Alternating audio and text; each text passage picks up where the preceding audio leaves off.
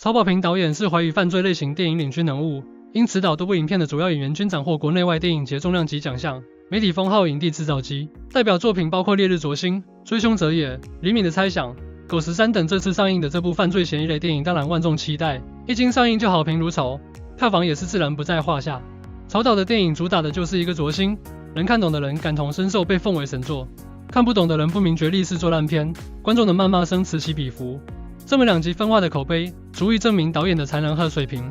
好的电影就这样，经得起推敲和争论。最喜欢的还是《烈日灼心》和《狗十三》，看完一遍又一遍，每次都有不一样的感受。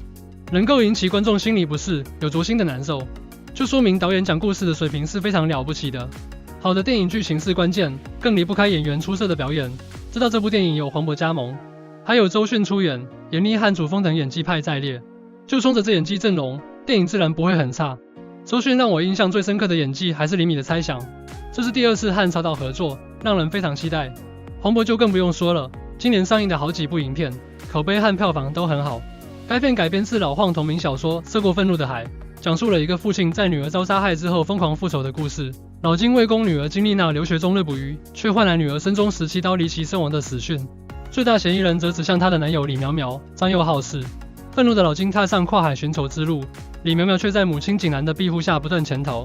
这场人性迷局中，究竟谁能抵达爱与宽恕的彼岸？这是官网对这部影片的简介，可谓言简意赅。在短视频平台看到了这部电影的预告，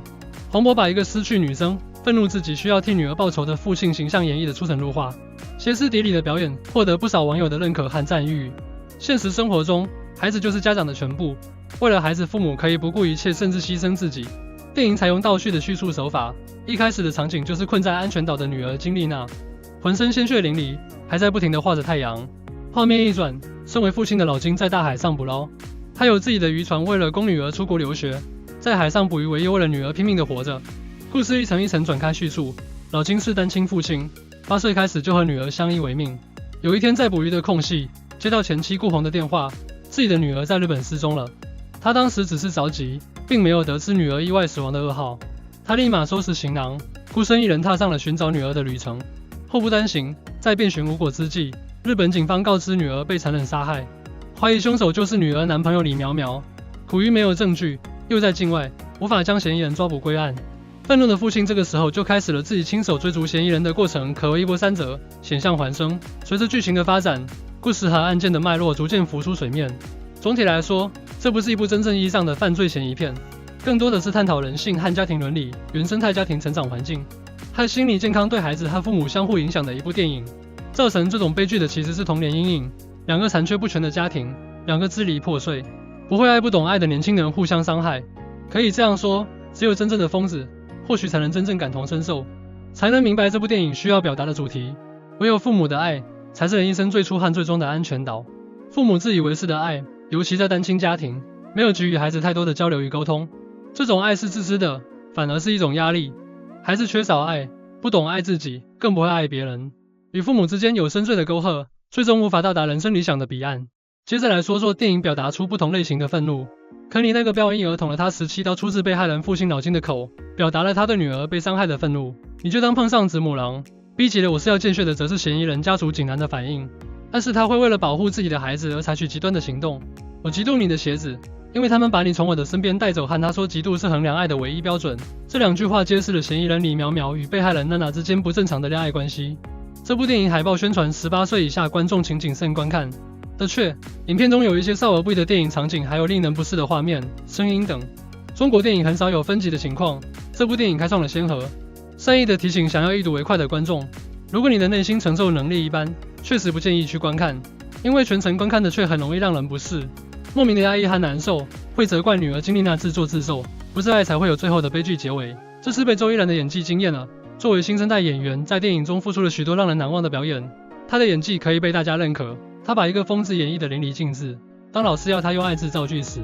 他犹豫半天只说出来3个字：没有爱。他的童年是不幸的，在单亲家庭成长，没有感受过完整的母爱，父亲也是不懂他，他也不会主动表达和沟通，更不能理解一个单亲父亲沉甸甸的爱，反而把这种爱视作压力，是一种怨恨和责怪。在他决心赴死，为了挽留男友自证清白，用最极端的手段，制裁的方式自己刀捅破自己，让全身的血液流失殆尽。他最后的时刻应该是愤怒和绝望的，在内心他没有可以依靠的人，他是孤独的，认为没有长长久久的爱，所有人的出现都只是逢场作戏，他们爱恋都是假象，不会长久。他并没有打电话给自己的父亲，只是误拨而已，而自己的父亲忙着打鱼，根本没有接到那个最后的电话。老金真的爱自己的女儿吗？他的愤怒真的是为了给女儿的意外身亡报仇吗？答案是肯定的，但是爱的方式不同。为了替自己的女儿报仇，难道就能够不顾一切，无视法律的约束，手刃嫌疑人，真的能够缓解自己的无助和愤怒吗？其实这是一个讽刺的结局。老金最后在看完女儿空间所有的日记和动态记录，才恍然大悟，原来害死女儿的真凶不是别人，就是他自己。他自以为是的爱，不知不觉给女儿造成了极大的心理阴影。原生态家庭、童年阴影对一个孩子的健康成长简直太致命了，可以说影响了一个人的一生。还有另一个悲剧的家庭，男朋友李苗苗也是，他是一个更加疯狂的变态，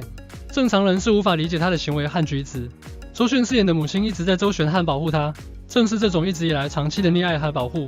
才导致李苗苗变态残缺的内心。他就是一个恶魔，不小心害死自己的奶奶，让自己的妹妹意外瘫痪。他就是在让他戴着面具，善于伪装，不敢直面自己的内心，脆弱敏感，通过一些极端的报复手段，从而引起父母的关注，让他们不要离婚。两个同样经历的年轻人都有不幸的童年经历，都是一直在单亲家庭生活。他们没有健全的心理健康，他们不太会爱自己，更不会真正的爱别人。他们是缺爱的人，在一起注定没有好的结局，没有安全感，缺乏信任，在激情消退以后，只有彼此伤害，离不开对方，相互纠缠，为了证明自己，不惜以极端自残的方式来挽留那些不真实的爱。如果这部电影最后的结局，老金终于如愿以偿手刃嫌疑人李苗苗，他最后得知真相，原来女儿是自杀，他错怪了一个同样有心理疾病的年轻人，杀死女儿的真凶不是别人，正是自己，是他自以为是的爱，他根本不懂女儿的内心，没有沟通，没有交流，他不清楚女儿真正需要的是什么，他到底爱不爱自己的女儿呢？